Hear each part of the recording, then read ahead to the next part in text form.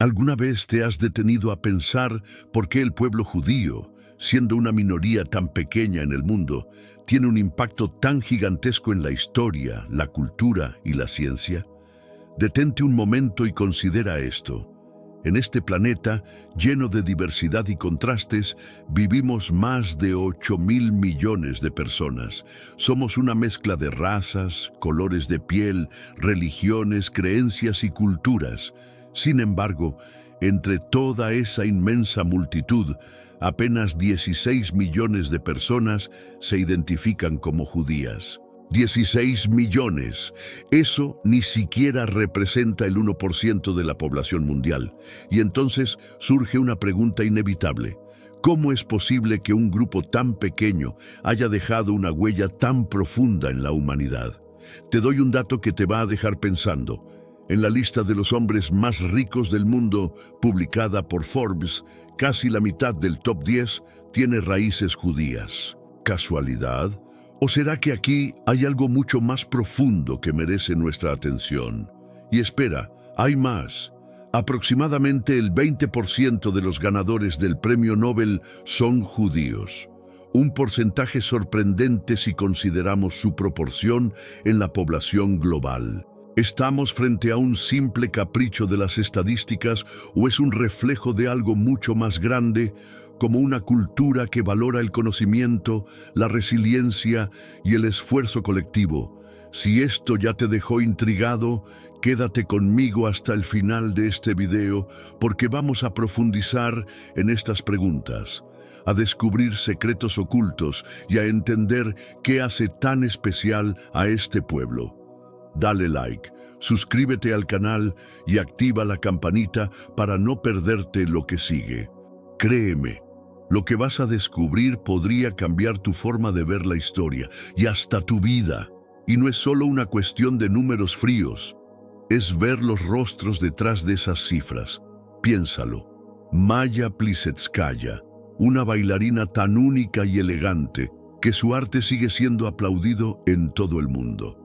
Steven Spielberg, un maestro del cine que transformó la manera en que entendemos las historias en la pantalla grande. Natalie Portman, una actriz talentosa y bella que además de brillar en Hollywood, se graduó con honores en psicología en Harvard.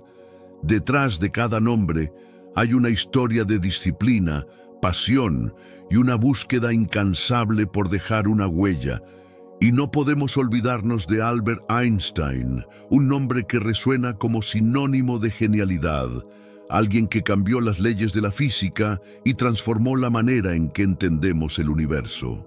O Paul Ehrlich, un médico brillante que abrió caminos en el tratamiento de enfermedades devastadoras como la leucemia, la difteria y la tuberculosis, y que además descubrió el primer tratamiento eficaz para la sífilis, salvando incontables vidas.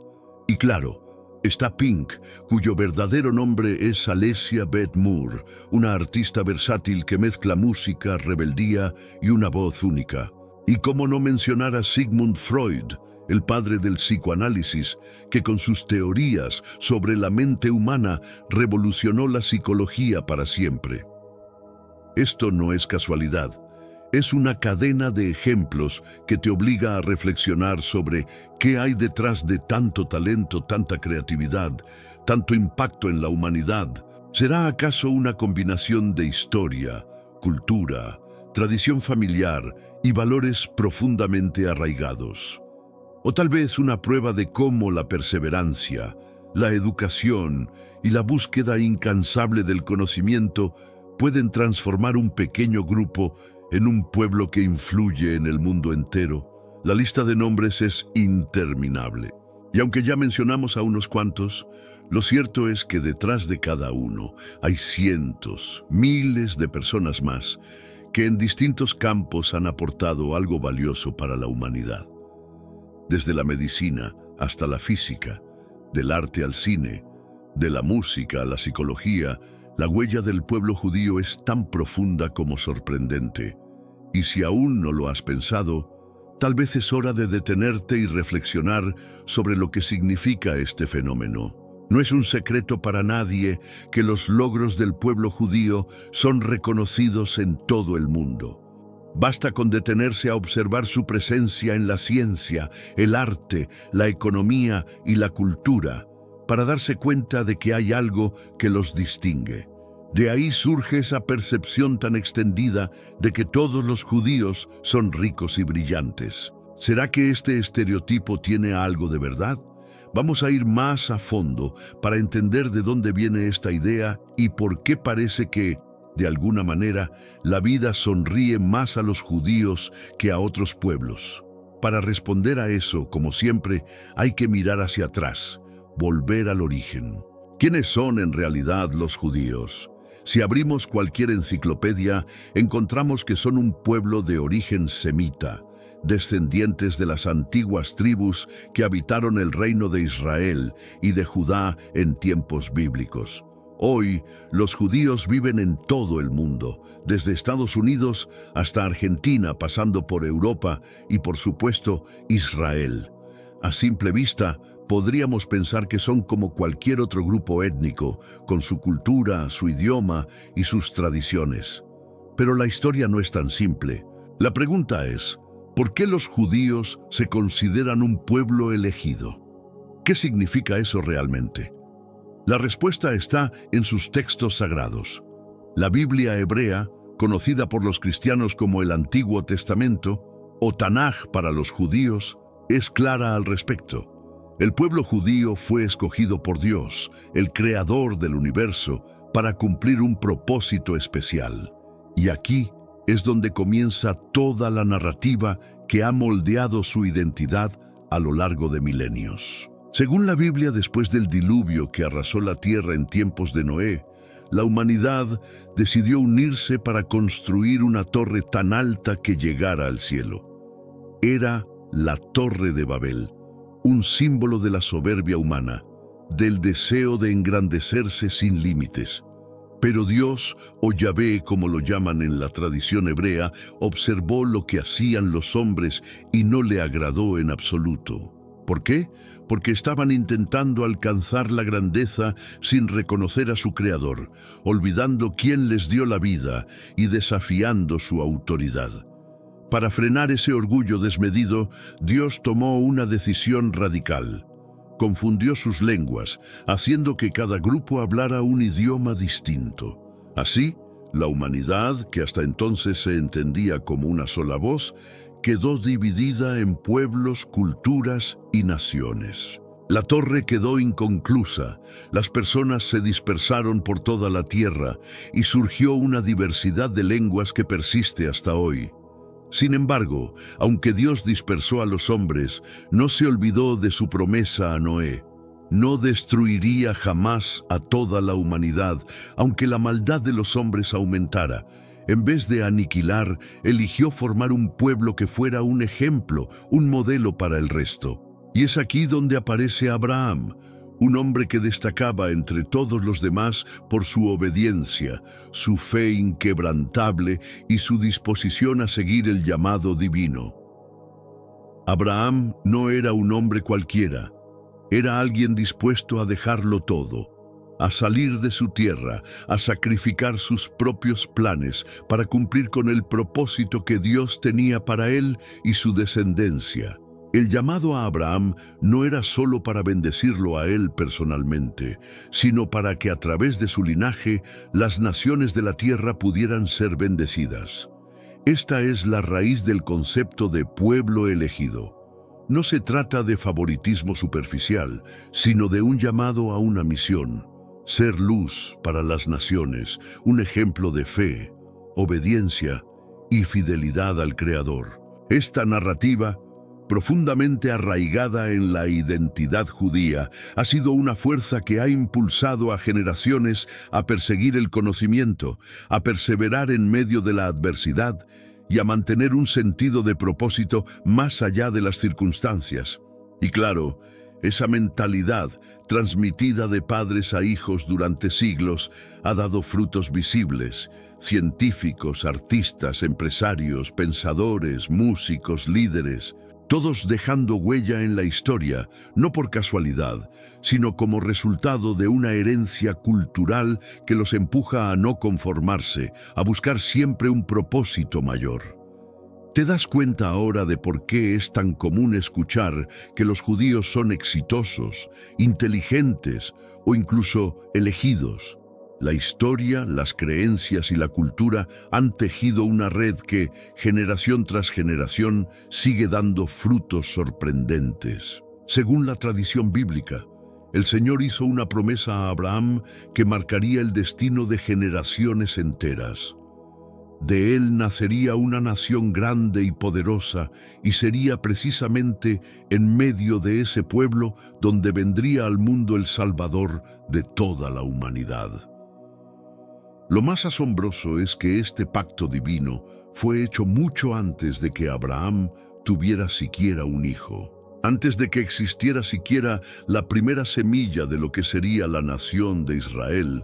El pueblo judío ya estaba en los planes del Creador, elegido para una misión especial. ¿Te das cuenta de lo profundo que es esto? Antes de cualquier cosa, antes de cualquier conquista o error, el destino de un pueblo entero ya estaba escrito en las manos de Dios. Pero aquí viene algo que muchos pasan por alto. Ese llamado, ese privilegio, también venía con un precio. La confianza casi ingenua de Abraham, su disposición de fiarse completamente de la palabra de Dios, ha sido una carga que el pueblo judío ha llevado sobre sus hombros durante siglos. La historia enseña una lección contundente. Cada vez que el ser humano intenta ponerse al nivel de Dios, creyéndose autosuficiente o superior, las consecuencias no tardan en llegar y rara vez son buenas. ¿Y qué era lo que Dios realmente esperaba de Abraham? Un simple hombre de carne y hueso, nada menos que una entrega total. Le pidió abandonar su hogar, dejar todo lo que conocía y lanzarse a un destino incierto, vagando por tierras desconocidas, enfrentando hambre, sed, peligros y la soledad de quien vive por fe y no por vista. No fue fácil. Cada paso era una prueba, y Yahvé no se detuvo ahí. Puso a Abraham frente a desafíos que pondrían a prueba la fe de cualquier persona. Lo más desgarrador de todo fue aquella orden que hiela la sangre: sacrificar a su hijo, el hijo por el que había orado, esperado y soñado durante años. ¿Te imaginas estar en ese lugar? Tener que elegir entre el amor por tu hijo y la obediencia absoluta a un mandato divino. Abraham, en un acto de fe que desafía toda lógica humana, ató a Isaac. Levantó el cuchillo con la intención de obedecer, aunque le partiera el corazón. Y en ese momento, cuando la tragedia parecía inevitable, un ángel de Dios detuvo su mano y en lugar de su hijo fue ofrecido un carnero como sacrificio. ¿Por qué Dios hizo algo tan extremo? Porque quería dejar claro que la fe de Abraham no era superficial, sino profunda, probada en fuego, capaz de pasar la más dura de las pruebas. Era una fe que estaba dispuesta a entregar todo, incluso lo más amado. Pero la historia no termina ahí. Antes de tener a Isaac, Abraham vivió una serie de desafíos. Hubo momentos de hambre extrema que lo forzaron a buscar refugio en Egipto, una tierra que no era la suya, donde su familia comenzó a crecer y a multiplicarse. Fue en medio de esas dificultades que nació el pueblo judío, un pueblo que surgiría en las arenas del tiempo como una promesa cumplida. Pasaron siglos y el camino de este pueblo elegido estuvo lleno de altos y bajos. Llegamos así al Pacto del Sinaí, otro momento clave en la historia judía, donde Dios establecería una alianza con su pueblo en medio del desierto, dándoles leyes y mandamientos para guiar su vida como nación. Pero eso es tema para otro momento. Sigamos con el hilo de esta historia. Bajo el liderazgo de Moisés, los israelitas lograron romper las cadenas de la esclavitud en Egipto y tras un largo y duro viaje por el desierto, llegaron a la imponente montaña del Sinaí. Fue ahí donde, según las Escrituras, tuvieron un encuentro directo con Dios. Yahvé les propuso un pacto. Si ellos aceptaban obedecer sus mandamientos, Él los reconocería como su pueblo especial, como su herencia entre todas las naciones de la tierra. Hay quien dice, incluso, que este ofrecimiento no fue exclusivo para Israel. Según algunas tradiciones, el mismo Dios ofreció esta alianza a otros pueblos, pero fueron los hebreos quienes, con un acto de fe y valentía, dieron el sí definitivo. Fueron los primeros en aceptar ese compromiso. Ahora bien, ¿acaso al aceptar ese pacto, Yahvé les dio de inmediato una vida fácil, cómoda y llena de privilegios? En absoluto. Si revisamos los registros históricos, no encontramos que el pueblo judío haya sido superior en cultura, poder militar o riqueza frente a otras naciones. De hecho, a menudo estaban por detrás en organización social, en avances tecnológicos e incluso en normas de convivencia. En muchos casos, los pueblos vecinos, como los egipcios o los babilonios, parecían estar muy por encima en sofisticación y logros materiales. Sin embargo, el pueblo de Israel tenía algo que ningún otro: una promesa. Una promesa que venía directamente del Creador, hecha a Abraham siglos atrás. Esa era la raíz de su identidad como pueblo elegido. No se trataba de una superioridad innata, sino de un llamado, de un compromiso divino que definía su propósito en el mundo. Y aquí surge una pregunta inevitable: ¿por qué precisamente este pueblo? ¿Por qué ellos y no otros? La respuesta completa solo la sabe Dios, pero si miramos con atención, podemos intuir algunas cosas. Tal vez fue justamente su historia, marcada por desafíos extremos, lo que los forjó como un pueblo resiliente.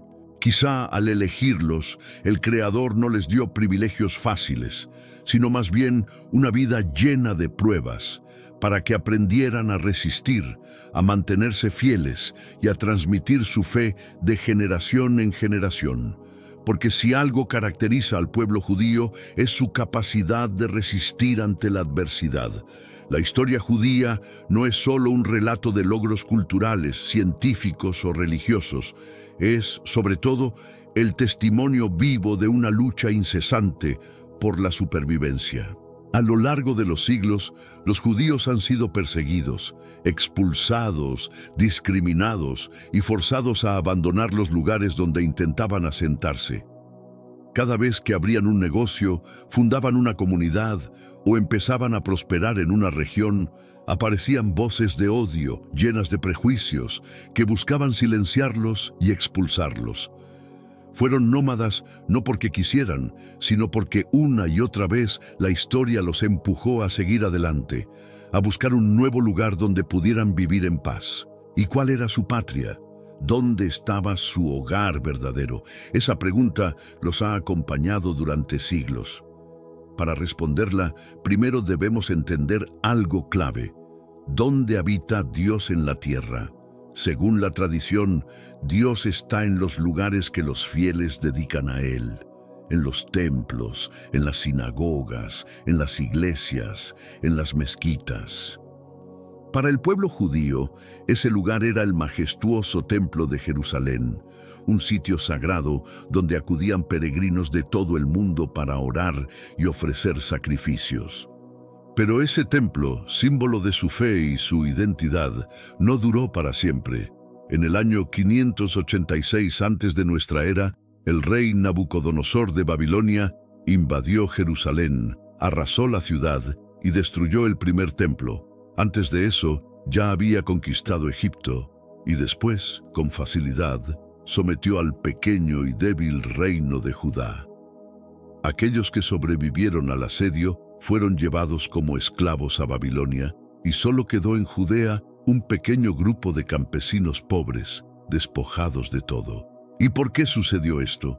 Según la Biblia, no fue un simple accidente histórico, fue una consecuencia espiritual. La caída de Jerusalén y la destrucción del templo fueron interpretadas como un juicio divino, una llamada de atención al pueblo por haber abandonado sus principios, por haberse alejado de la fe y por olvidar el pacto que habían hecho con Dios en el Sinaí. Era, en definitiva, una advertencia de que ningún pueblo, por más elegido que sea, puede prosperar si olvida su propósito y se aleja de su Creador.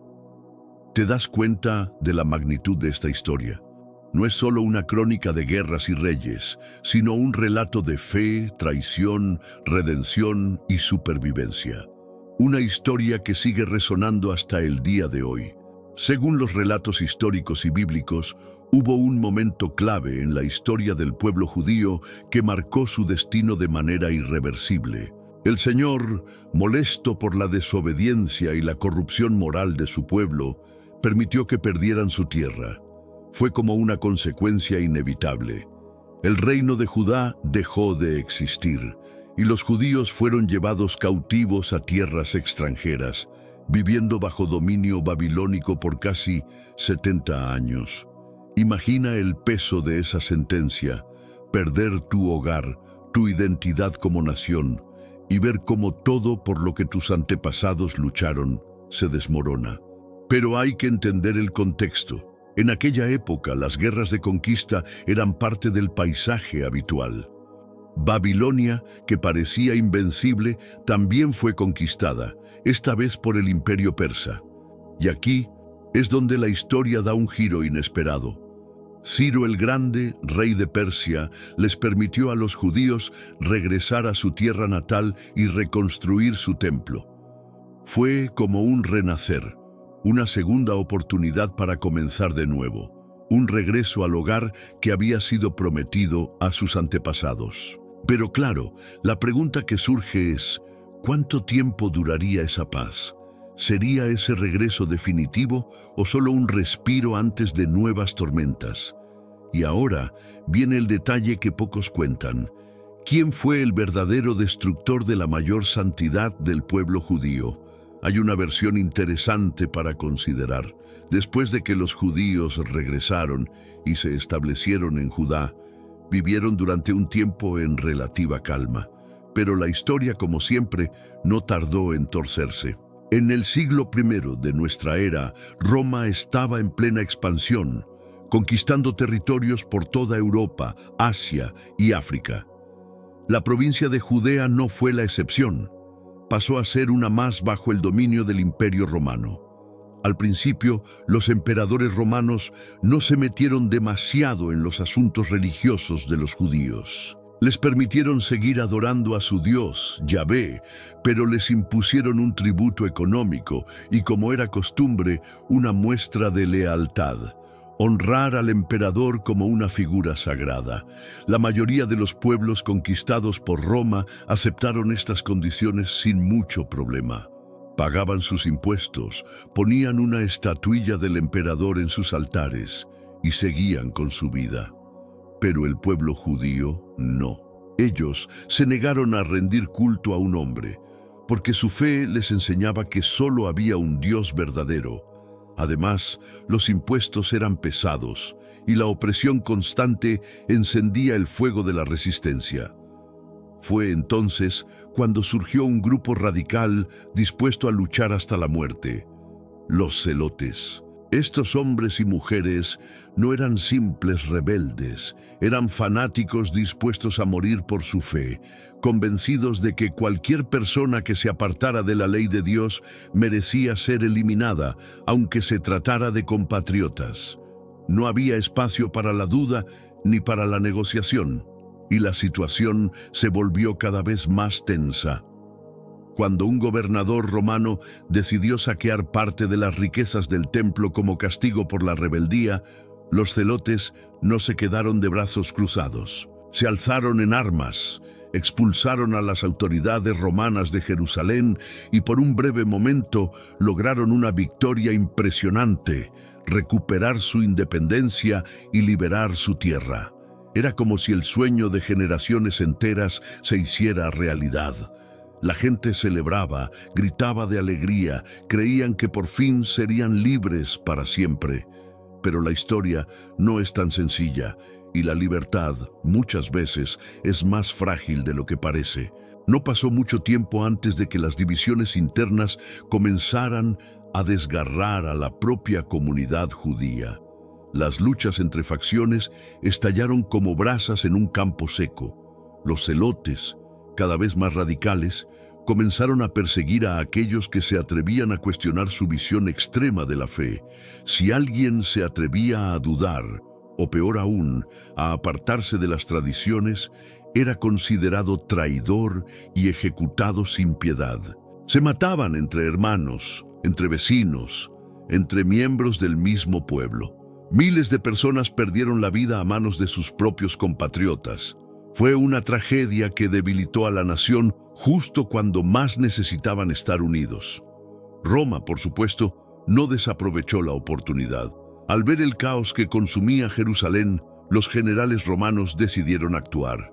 Cercaron la ciudad, establecieron un asedio implacable y comenzaron una campaña brutal para sofocar la rebelión. Y aunque Jerusalén era una ciudad fortificada, con murallas imponentes, resistir el poder de Roma no era tarea fácil. El destino de Jerusalén pendía de un hilo, y la historia estaba a punto de escribir uno de sus capítulos más oscuros.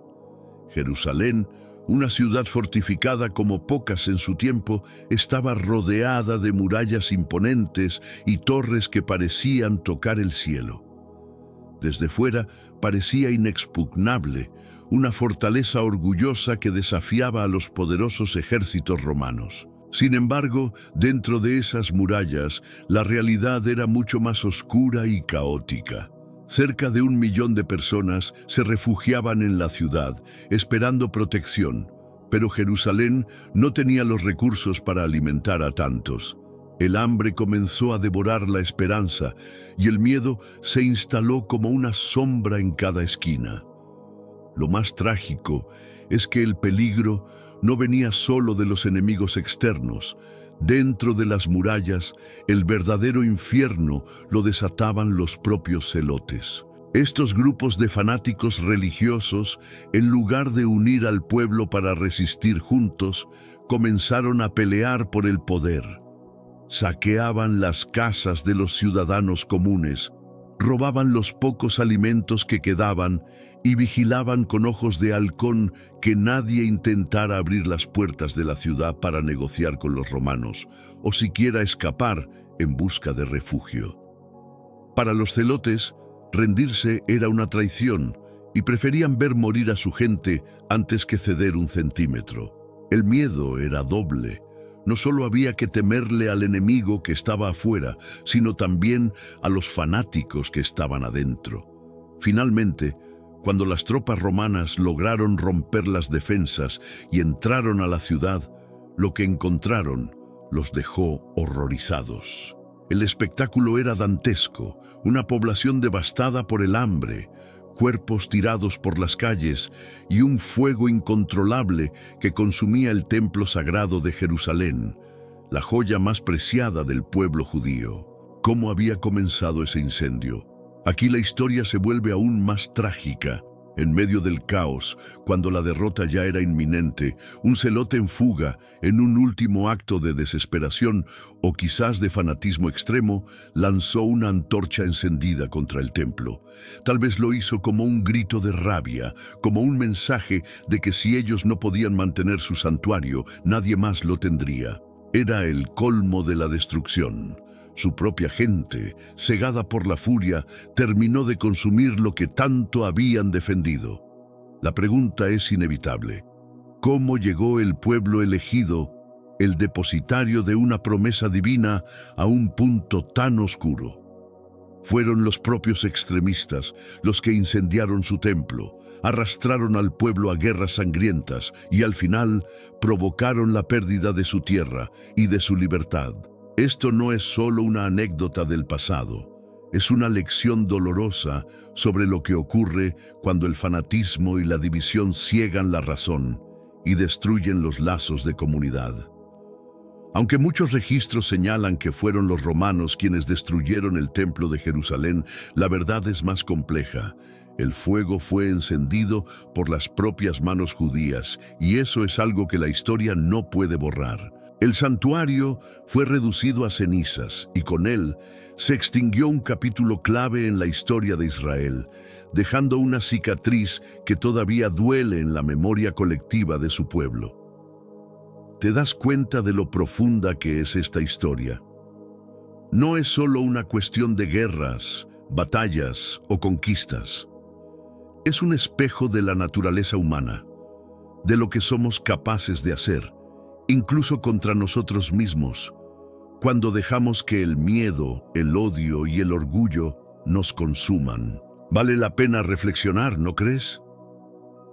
De aquel majestuoso templo de Jerusalén, símbolo de la fe y la identidad del pueblo judío, solo quedó un fragmento, una pared solitaria que ha sobrevivido al paso de los siglos. Esa muralla, conocida hoy como el Muro de los Lamentos, es mucho más que un vestigio arqueológico. Es un testimonio vivo de la resistencia, un lugar donde la fe persiste a pesar de la tragedia. Miles de personas de todas partes del mundo peregrinan hasta allí, buscando consuelo, orando por sus seres queridos, recordando a quienes han partido y dejando mensajes de esperanza entre las grietas de las piedras. También es un escenario de actos solemnes. Allí se celebran ceremonias oficiales del Estado de Israel, conmemoraciones del Holocausto y eventos religiosos que conectan el presente con un pasado milenario de lucha, dolor y fe inquebrantable. El Holocausto, ese capítulo desgarrador de la historia, lo veremos en detalle más adelante. Por ahora, volvamos a la imagen devastadora. Jerusalén en ruinas, su templo destruido, su pueblo sin un lugar que llamar hogar.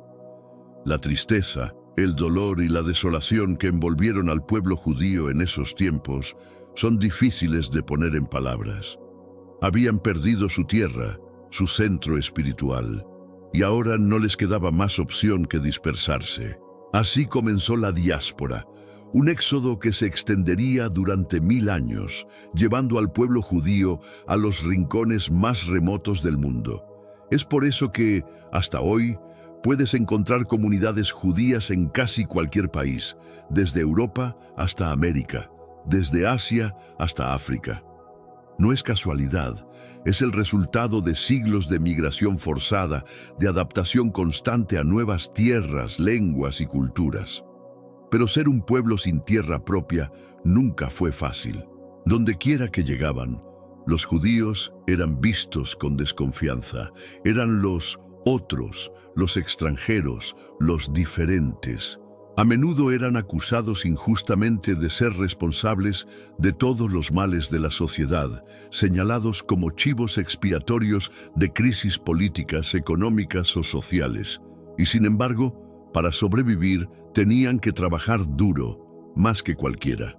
Desde pequeños se les enseñaba que la única forma de abrirse camino en un mundo hostil era a través del esfuerzo, del ingenio, de la educación.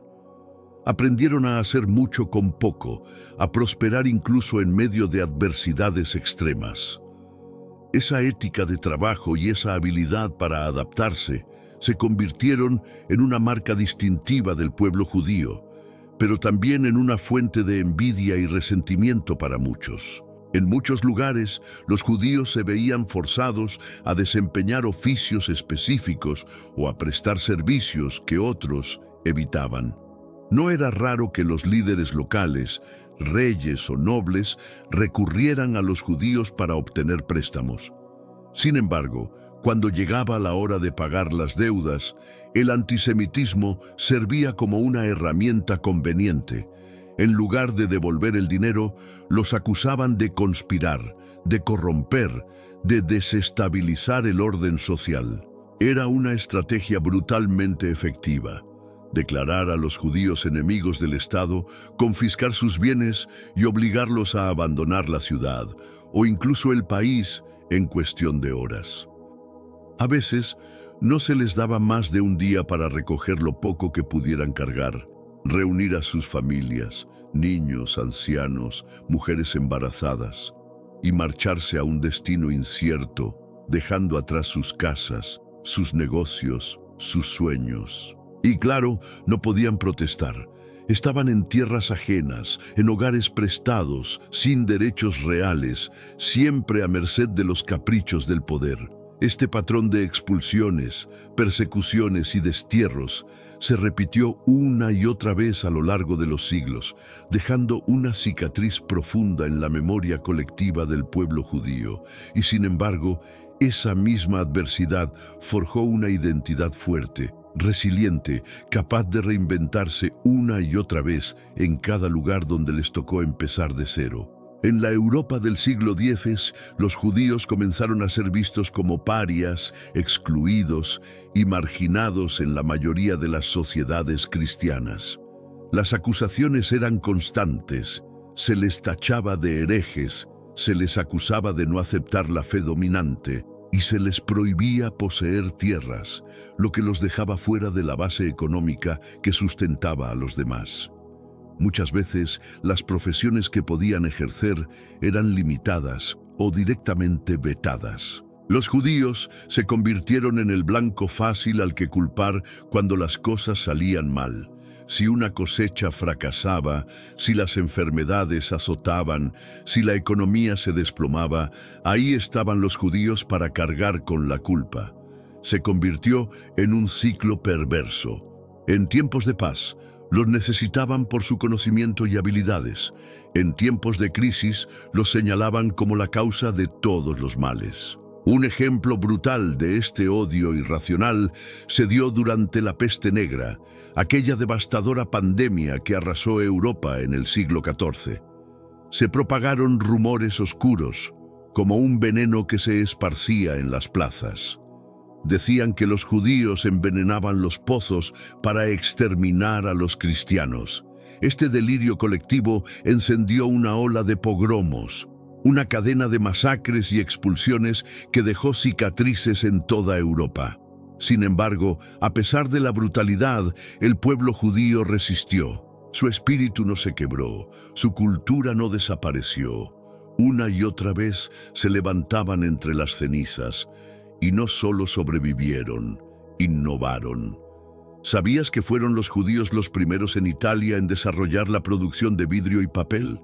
Sí, así es. En medio de un contexto adverso, ellos encontraron la forma de crear algo valioso. Pero claro, esa creatividad también despertó la envidia de los poderosos. Apenas las autoridades se enteraron de esos avances, cerraron las fábricas y confiscaron los talleres. No contentos con eso, comenzaron a forzarlos a vivir en barrios especiales, los guetos.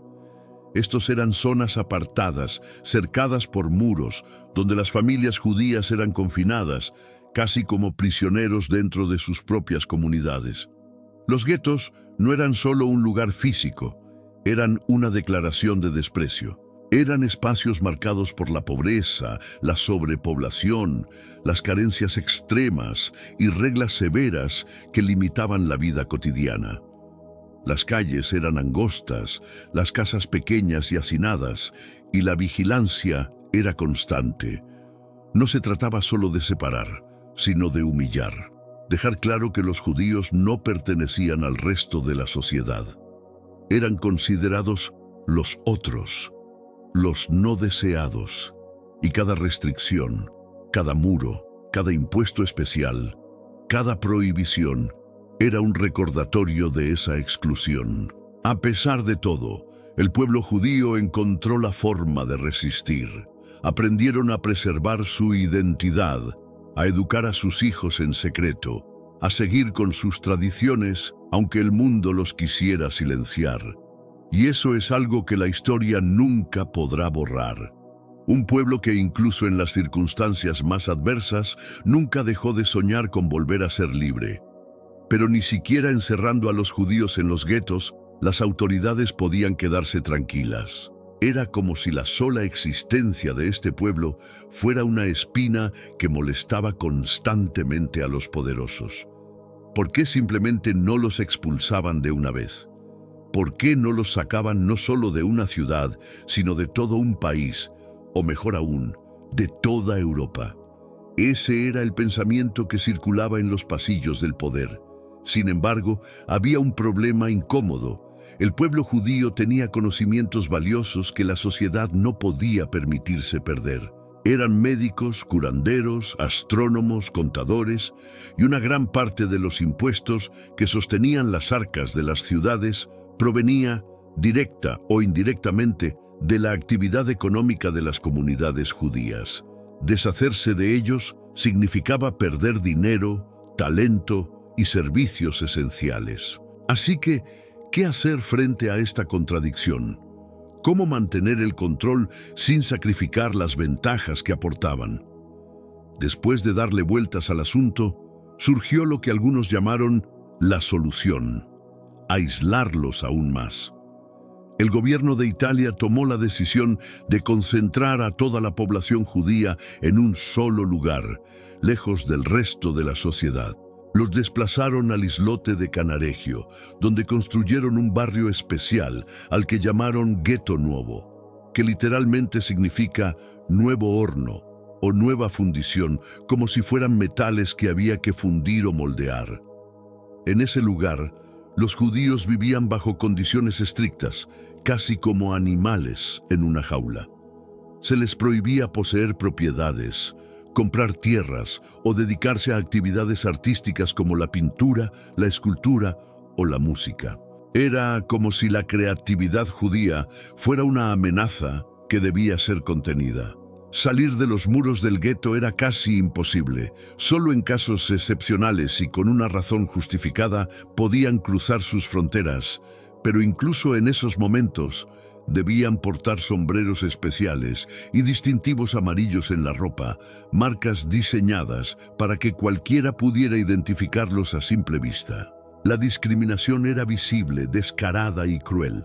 Estos símbolos no solo los señalaban como diferentes, sino que los reducían a una caricatura, a una imagen estigmatizada ante los ojos de la sociedad. Y no era solo Italia. Rusia también seguía esta misma línea de exclusión y desprecio. A finales del siglo XV, el gobierno del Imperio ruso implementó la llamada línea de asentamiento, una frontera invisible que delimitaba las zonas donde los judíos podían vivir. Estaba prohibido que los judíos se establecieran fuera de esas áreas, especialmente en las grandes ciudades como Moscú, San Petersburgo y otros centros urbanos importantes. Era como decirles: pueden existir, pero no aquí. No entre nosotros. Se les negaba el derecho a integrarse plenamente en la sociedad, a acceder a oportunidades de crecimiento, a ser parte del tejido económico y cultural de las ciudades más influyentes. Este sistema de marginación no solo los empobrecía materialmente, sino que también les enviaba un mensaje claro. No eran bienvenidos, no eran parte de nosotros, eran extranjeros incluso en la tierra donde habían nacido.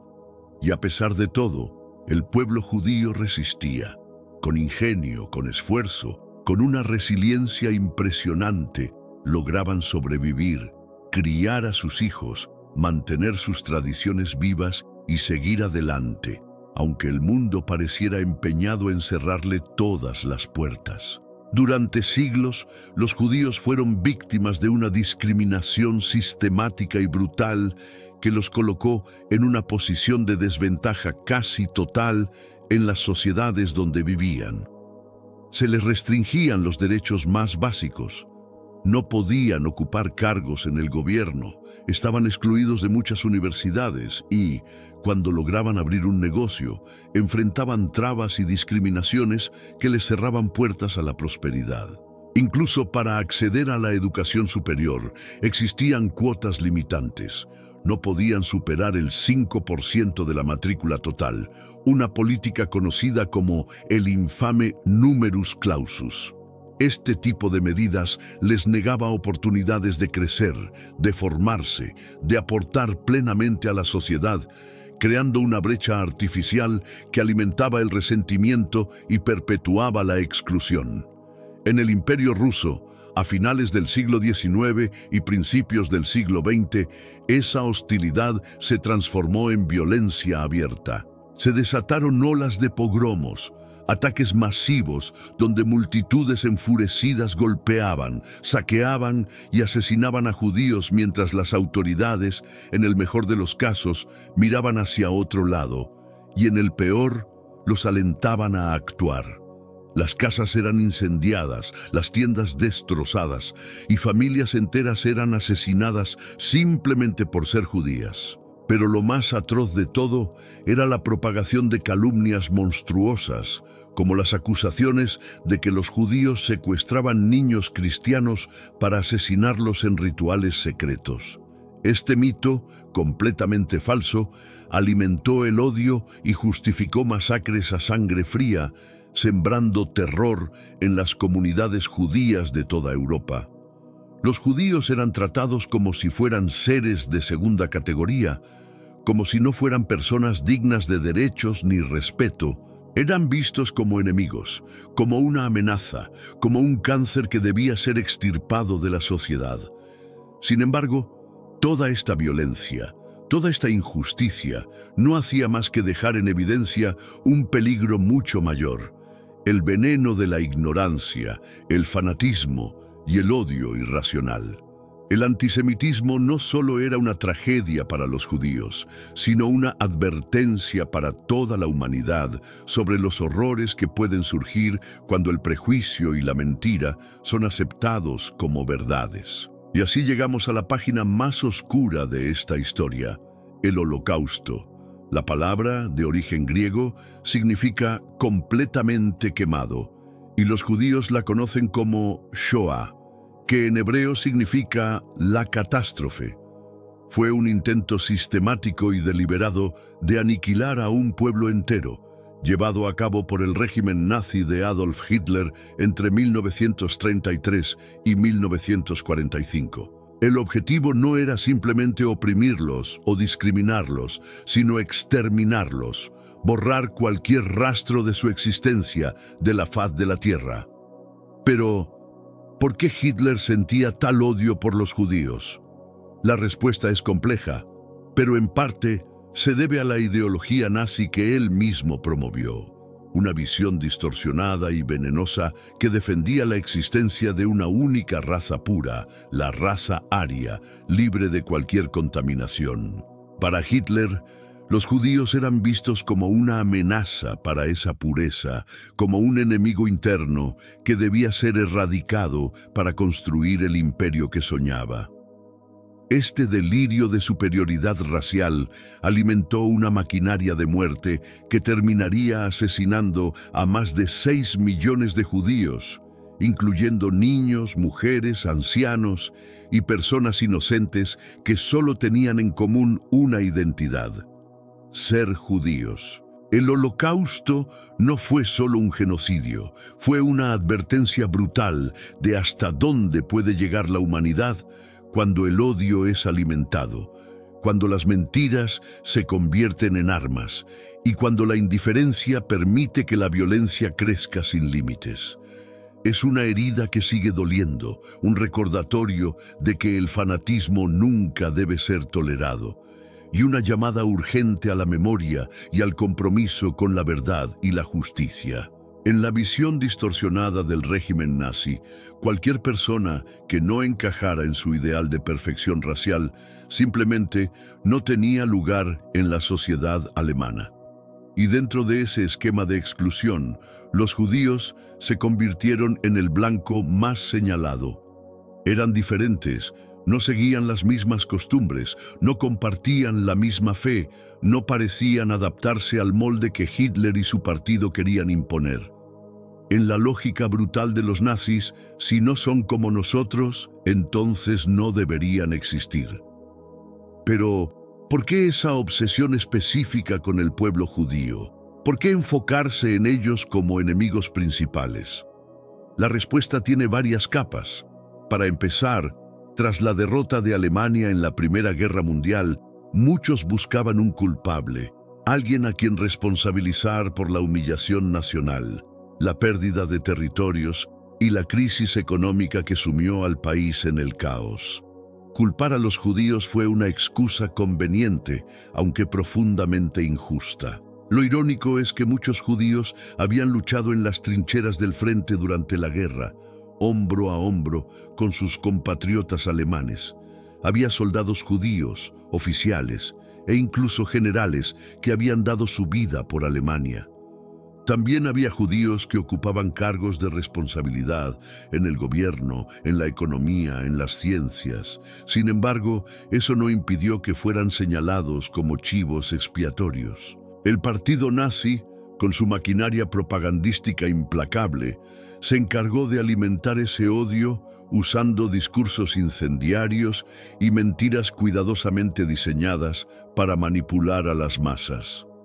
Hitler sabía exactamente cómo explotar el resentimiento del pueblo, cómo transformar la frustración colectiva en un odio concentrado hacia un enemigo común. Los judíos se convirtieron en la diana perfecta. Eran diferentes, visibles, una minoría fácil de atacar, y además se tejió una narrativa siniestra alrededor de ellos.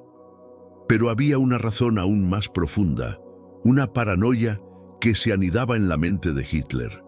La creencia de que los judíos, al no tener una tierra propia, estaban esparcidos por el mundo y formaban una red secreta, una conspiración internacional para dominar el planeta desde las sombras. Para el líder nazi, los judíos eran el adversario principal en su lucha por el poder global, y esa obsesión lo llevó a declarar una guerra total contra ellos.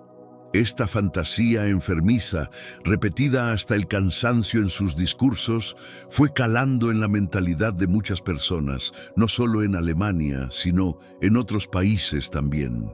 La gente empezó a creer que los judíos estaban detrás de cada problema, de cada crisis, de cada derrota, y el odio creció como una llama avivada por la ignorancia y el miedo.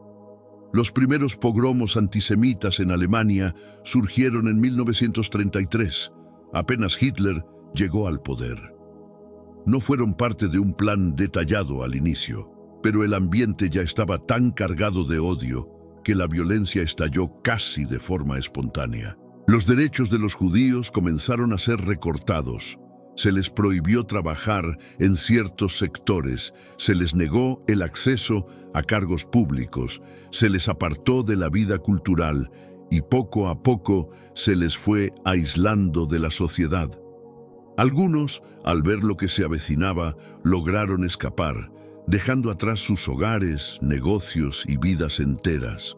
Pero otros, quizás por miedo, por esperanza de que las cosas mejoraran o simplemente porque no podían imaginar abandonar su tierra, decidieron quedarse.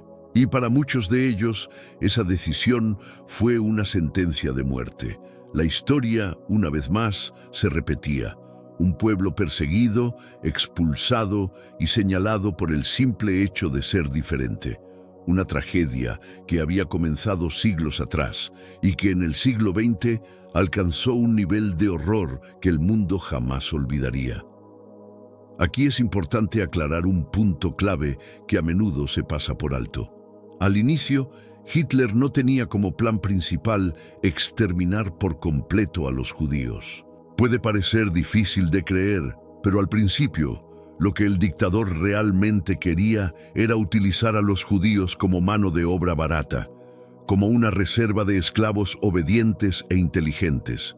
Porque sí, aunque el discurso nazi los pintaba como una amenaza, también sabían que dentro del pueblo judío había muchas personas con talento, conocimientos y habilidades valiosas que podían ser explotadas para beneficio del Tercer Reich. El proyecto inicial de Hitler era más bien una estrategia de aislamiento.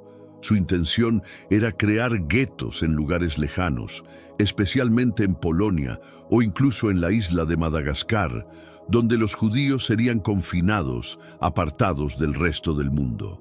Y después, con la expansión del imperio nazi hacia el este, el plan era deportar a millones de personas, no solo judíos, sino todos los pueblos conquistados, hacia las inhóspitas tierras de Siberia, donde serían utilizados como mano de obra forzada para sostener la maquinaria de guerra alemana.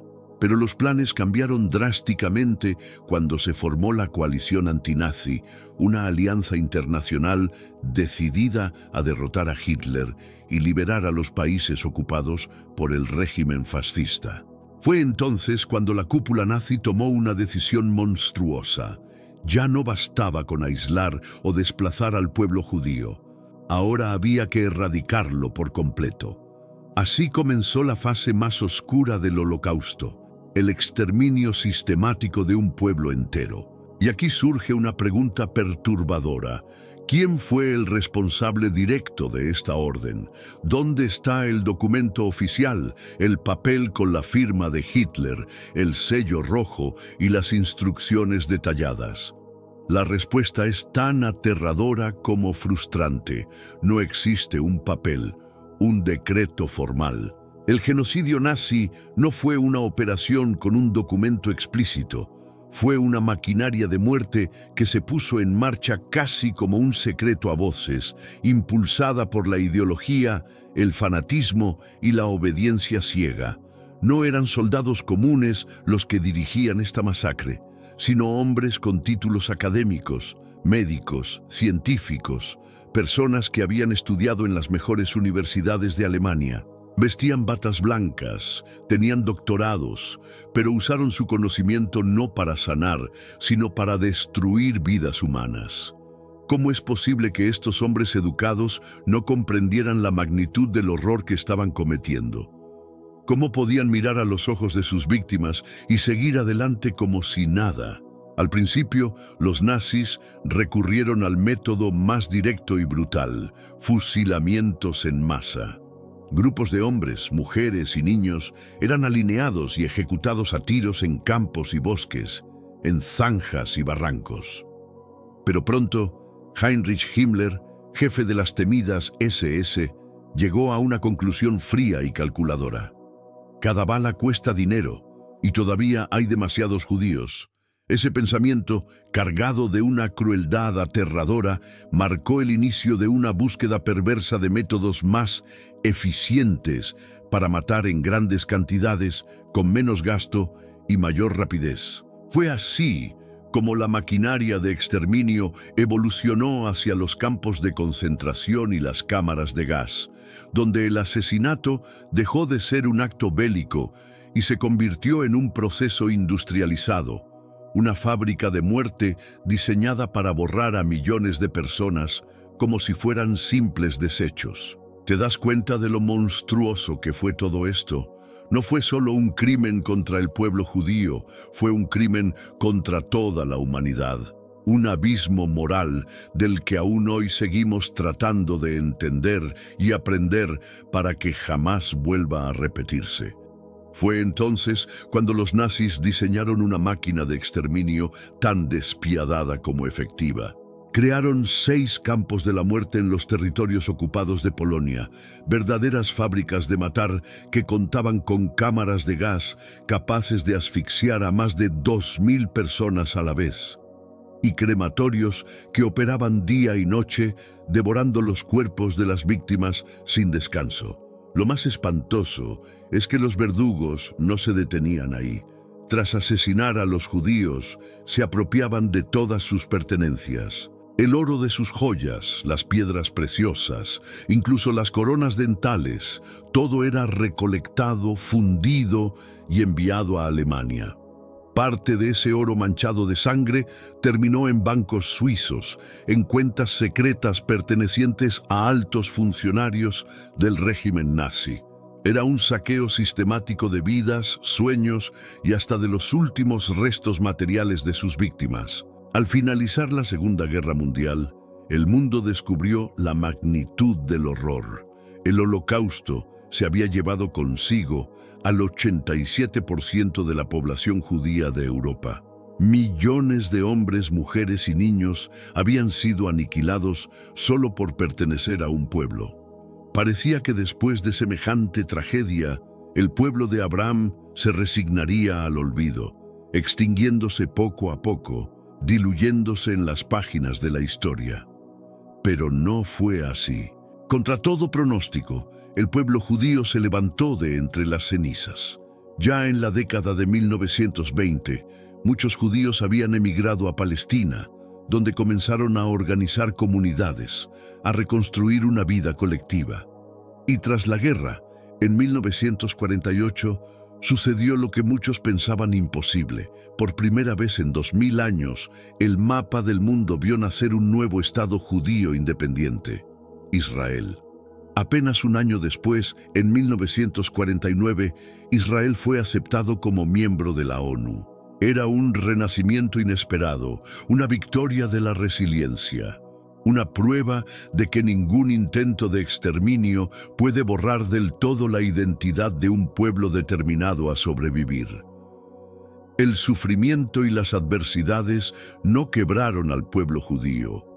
Al contrario, los templaron como el acero, forjando un espíritu inquebrantable, una fuerza interior que se convirtió en su escudo invisible, tan resistente como el bronce y tan profundo como las raíces de un árbol centenario. Durante siglos pelearon por su derecho a existir en un mundo que intentó, una y otra vez, borrarlos del mapa. Y ahora, tal vez, comenzamos a entender por qué los judíos han logrado destacarse en tantas áreas del conocimiento, por qué brillan en el comercio, en las ciencias, en las artes. No es magia, no es casualidad, es el fruto de siglos de lucha, de disciplina, de valores familiares, de una mentalidad forjada en la adversidad. Pero aquí viene un detalle curioso. Hay ciertas profesiones donde rara vez encontrarás un judío. ¿Sabes cuáles son?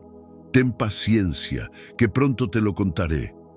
Antes, hablemos de los principios que este pueblo ha desarrollado para no solo sobrevivir en sociedades muchas veces hostiles, sino también prosperar. Lo primero, los judíos nunca se rinden. Si los obligan a abandonar un lugar, no se lamentan eternamente. Buscan otro sitio, quizá más prometedor, y comienzan de nuevo. Si les cierran una puerta en algún sector, buscan otra actividad, preferiblemente una en la que nadie más se haya atrevido a incursionar. Y no solo abren un nuevo negocio, sino que ponen todo su esfuerzo en hacerlo prosperar, en destacarse, en hacerlo brillar. El pueblo judío también ha aprendido a lo largo de la historia la importancia de la unión. La solidaridad no es una opción, es una necesidad para sobrevivir. Se ayudan entre ellos, se apoyan en los negocios, comparten conocimientos. Esa cohesión es una de sus armas más poderosas. Y aquí va una pregunta para reflexionar. ¿Crees que los pensamientos pueden convertirse en realidad? Hay quienes sostienen que nuestras ideas no son solo fantasías, sino fuerzas activas que moldean nuestra vida. Según esta teoría, cuando un pensamiento se instala firmemente en tu mente, empieza a actuar como un imán, atrayendo oportunidades, personas y situaciones que te acercan a tu objetivo. ¿Será cierto? Bueno, creer o no es una decisión personal. Pero una cosa es segura: cuando deseas algo con intensidad y trabajas incansablemente por ello, parece que una fuerza superior te abre caminos. Y los judíos lo tienen muy claro. Creen que Dios siempre está de su lado, que nunca los abandona, que incluso en los peores momentos, Él les da la fuerza para seguir adelante. Por eso, cuando algo sale mal, no se detienen a llorar por mucho tiempo. Analizan la situación, buscan nuevas formas de generar ingresos, se reinventan. ¿Acaso no es admirable esa capacidad de adaptarse, de encontrar su lugar en cualquier rincón del mundo? La paciencia, la unión y el esfuerzo constante de este pueblo son cualidades que muchos podrían envidiar. Y fíjate en otro detalle interesante. Rara vez verás a un judío presumir de su riqueza o alardear de su éxito. Sobre ellos circulan chistes y leyendas sobre la supuesta avaricia judía, pero tal vez esa tacañería no sea más que una prudente administración del dinero, un rechazo a gastar de forma irresponsable lo que se ha ganado con tanto esfuerzo. ¿Alguna vez lo habías pensado así? Cuando enfrentan problemas, los judíos no se hunden en la desesperación. Tienen un libro que los guía, el Talmud, un compendio de enseñanzas que ha pasado de generación en generación durante más de 6 siglos. Allí encuentran normas sobre cómo vivir, cómo orar, cómo tratar a los hijos y a los padres, cómo enfrentar la pobreza y cómo prosperar. El Talmud, que significa enseñanza, es un manual de vida que inspira a muchos a mantenerse firmes incluso en las peores tormentas. Dentro de sus páginas hay un personaje curioso, un hombre cuyo nombre se traduce como todo es para bien. Este personaje, incluso en los momentos más difíciles, mantenía una actitud positiva y repetía que todo lo que sucede, sucede para bien. Imagina la fuerza que puede tener una mentalidad así. Creer que no hay fracasos, solo experiencias que enseñan, que todo tropiezo es una oportunidad de aprendizaje. Mi amiga de toda la vida soñaba desde pequeña con ser arquitecta. Le encantaba imaginar edificios, dibujar casas en su cuaderno, soñar con diseñar algo grandioso. Pero había un problema. Las matemáticas y la geometría técnica eran su talón de Aquiles. No importaba cuánto estudiara, los números y las fórmulas parecían un muro imposible de escalar. Cuando llegó el momento de presentar el examen de ingreso, se derrumbó.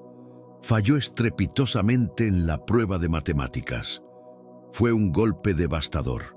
Hubo lágrimas, muchas lágrimas, y un sentimiento profundo de fracaso, como si el mundo se hubiera acabado.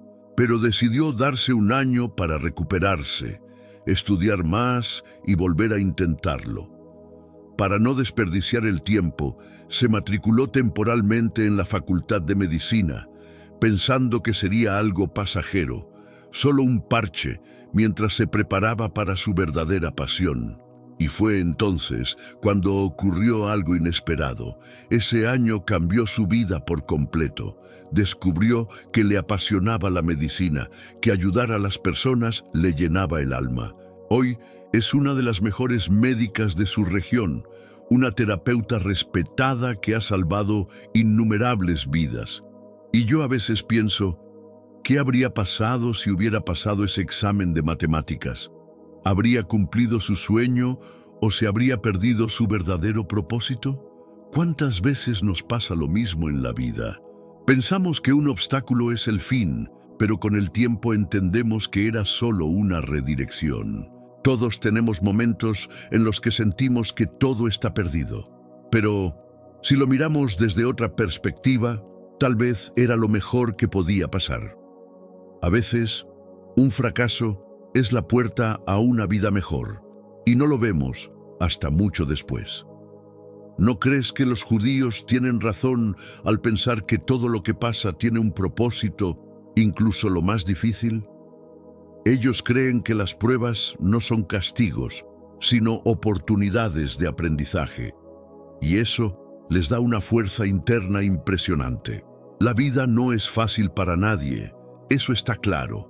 Todos enfrentamos momentos de incertidumbre, miedo y pérdida. Lo que marca la diferencia es cómo decidimos reaccionar. El pueblo judío, después de siglos viviendo bajo amenaza constante, aprendió a ver cada crisis como una oportunidad, cada cambio como un nuevo comienzo. Esa mentalidad no es solo un rasgo cultural, es una herramienta de supervivencia. Y eso se refleja incluso en la forma en que los judíos hacen negocios. ¿Alguna vez has tratado con un empresario judío? Te sorprende desde el primer momento. Te saludan con una calidez auténtica, te miran a los ojos, te llaman por tu nombre, te hacen sentir bienvenido. Sus palabras están llenas de amabilidad, casi como si cada encuentro fuera una oportunidad sagrada. Esa capacidad de conectar, de crear un vínculo emocional, no es algo que surge de la nada. es una habilidad cultivada durante generaciones porque saben que las relaciones son la base de cualquier éxito. Para ellos, negociar no es solo hablar, es un arte, casi una ciencia. Desde pequeños aprenden que el diálogo es clave para resolver conflictos, que el compromiso es más valioso que la confrontación. Si en una conversación sienten que alguien no está interesado en trabajar en equipo, no se frustran ni lo descartan de inmediato. Siguen buscando, explorando caminos, porque tienen claro que si no logran encontrar un punto de acuerdo, no avanzarán. Esa mentalidad está grabada a fuego en su cultura. Siempre se puede llegar a un entendimiento si se busca con suficiente inteligencia y paciencia. Ahora te lanzo una pregunta. ¿Por qué los judíos son tan inteligentes? La respuesta no está en un gen especial ni en una casualidad genética. La clave está en su historia. Siglos de persecución les enseñaron que el conocimiento es poder, que aprender es sobrevivir. Para los judíos el estudio no es solo una herramienta de progreso, es una cuestión de dignidad. La educación es el mayor legado que pueden dejar a sus hijos, y es por eso que cada minuto libre lo dedican a aprender, a estudiar, a mejorar. Es un principio no escrito, pero profundamente respetado. Quien no estudia, no crece, y quien no crece, se queda atrás. Por eso, en cualquier campo, sea la ciencia, la medicina, los negocios o el arte, los judíos no se conforman con ser buenos. Quieren ser los mejores. Es como un instinto, una forma de pensar que pasa de generación en generación. ¿Pero son realmente los más inteligentes y ricos?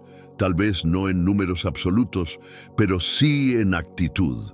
Porque para ellos el éxito no es cuestión de suerte, es el resultado de esfuerzo, disciplina, visión a largo plazo y sobre todo una mentalidad que nunca deja de aprender. Y aquí viene un dato curioso. Hay áreas donde casi no verás a un judío. El deporte profesional, por ejemplo, no es su terreno. ¿Por qué? Puede ser porque las competencias físicas no encajan con su filosofía de vida, que valora más el desarrollo mental y el conocimiento. Otro campo donde son raros es la agricultura. ¿Te has preguntado por qué? Durante siglos, a los judíos se les prohibió poseer tierras. No era solo una limitación económica, era un castigo social. Les cerraron las puertas al campo y eso marcó su historia. Entonces, cuando ves a un judío triunfar, no es magia. Es el resultado de una tradición forjada en el fuego de la adversidad, de siglos de lucha, de una cultura que valora el saber, la perseverancia y la familia. Para ellos, el éxito es trabajo, es aprendizaje continuo, es pensar con estrategia, es adaptarse y nunca rendirse. Y aunque muchos prefieren ver en su éxito arrogancia o codicia, tal vez lo que ven es simplemente una firme determinación de proteger lo que tanto les costó conseguir. Porque la riqueza para ellos no es solo dinero. Es conocimiento, es red de contactos, es la capacidad de negociar, de prever riesgos y de aprender de los errores, incluso de los ajenos. Ellos no creen en la suerte, creen en la preparación. Creen que cada dificultad es un trampolín. Y tal vez, solo tal vez, creen que Yahvé todavía los acompaña, guiándolos en medio de la tormenta. ¿Quieres creerlo o no? Eso queda en tus manos. Pero una cosa es cierta. En este mundo incierto, tener una mentalidad así puede ser el mayor tesoro que uno pueda tener. Si este video te hizo reflexionar, no te vayas sin dejar tu like, suscribirte al canal y compartirlo con alguien que también quiera abrir los ojos y aprender a ver el mundo desde otra perspectiva. Recuerda, el conocimiento es poder y juntos podemos despertar una mentalidad que transforme vidas. Nos vemos en el próximo video.